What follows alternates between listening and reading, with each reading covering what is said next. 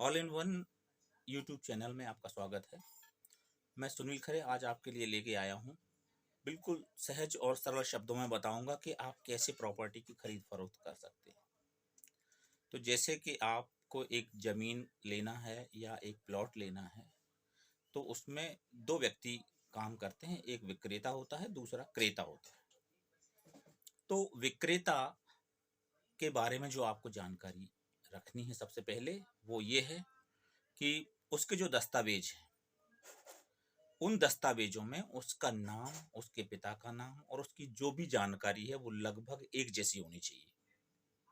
जैसे सबसे पहले आधार कार्ड, दूसरे नंबर पे वोटर आईडी और तीसरे नंबर पे उसके भूमि संबंधी दस्तावेज जैसे खसरा, बीबन इत्यादि की नकल। तो इन सब में एक जैसा नाम होना चाहिए। अगर दस्तावेजों में नाम विपरीत होंगे कि किसी में जो सुनील लिखा है, एक में सुनीला लिख दिया, या सुनील खरे लिखा है, एक में सुनील कुमार है, तो ये मिसमैचिंग हो जाएगी और हमारी जो है रजिस्ट्री नहीं हो पाएगी। तो ये सबसे पहले रजिस्ट्री करने में एक हमको जानकारी लेना जरूरी है। दूसरा बिंदु इस मामले में ये है कि फिर जिस व्यक्ति से आप जमीन खरीद रहे हैं, वहाँ पे सूचना केंद्र जाएंगे, लोक सेवा केंद्र जाएंगे और वहाँ जाके आपको 3 साल की कम से कम खसरा बीबन नक्शा की नकल निकलवानी पड़ती है। और याद रखिए, यदि आपके खाते में या उस विक्रेता के खाते में एक से अधिक खसरा है, तो जो खसरा बेचा जा रहा है उस खसरे की आपको निकलवानी है, क्योंकि 30 रुपये प्रति पेज वहाँ पे रेट लगता है। और ऐसी स्थिति में आप यदि जो नहीं बेच रहे हैं और उन खसरा की भी नकल निकलवाएंगे तो आपका एक्स्ट्रा पैसा लगेगा और बर्बाद होगा। तो ये दूसरी जानकारी होगी। तीसरी जानकारी ये है कि आपको विक्रेता को ले जाकर के उसके खेत में, उसके प्लॉट पे जाके 3 दिशाओं में फोटोग्राफ लेना पड़ता है।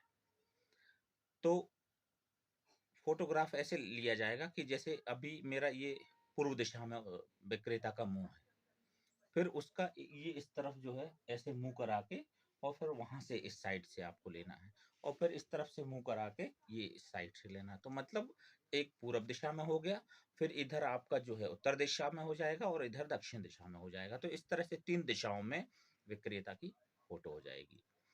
तब इसके बाद में जब ये आपके पास डॉक्यूमेंट कंप्लीट हो जाते हैं, तब आपको रजिस्ट्रार ऑफिस जाना चाहिए। और वहां जाने के बाद जो वहां पे दस्तावेज राइटर्स होते हैं, वो आपकी मदद करते हैं। वो रेट के हिसाब से कि कितना पैसा लगना है, तो वो एक दिन में आप उसका पैसा पूछ लें और कितना उसमें पैसा लगना है, ये सारी जानकारी ले लें। इसके बाद आपको 2 गवाहों की जरूरत होती है, जो आपको रजिस्ट्री के टाइम पे ले जाना पड़ता है। फिर आपको रजिस्ट्रार जो है वो डेट देता है कि कब आपकी रजिस्ट्री कराई जाए।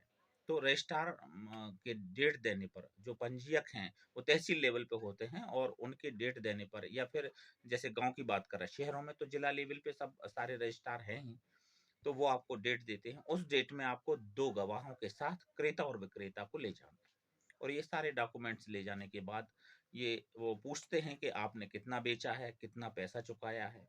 ये सारी सामान्य जानकारी होने के बाद आपको ऑनलाइन जो है रजिस्ट्री हो जाती है और बेचनामा आपका तैयार हो जाता है। फिर उसके बाद बेचनामा तैयार होने के कम से कम 1 माह बाद आपको नामांतरण के लिए ऑनलाइन आवेदन लगाना पड़ता है तहसील में, और उसके बाद 1 माह में आपका नामांतरण हो जाता है। तो ये जानकारी आप बिल्कुल शॉर्ट एंड स्वीट में मैंने आपको दी है। आप लोग याद रखिएगा इसको। आप लोग जब देखेंगे वीडियो को और ये जानकारी लेके रखेंगे, तो प्रॉपर्टी खरीदने में आपको अड़चन नहीं आएगी, फालतू पैसा बर्बाद नहीं होगा। धन्यवाद।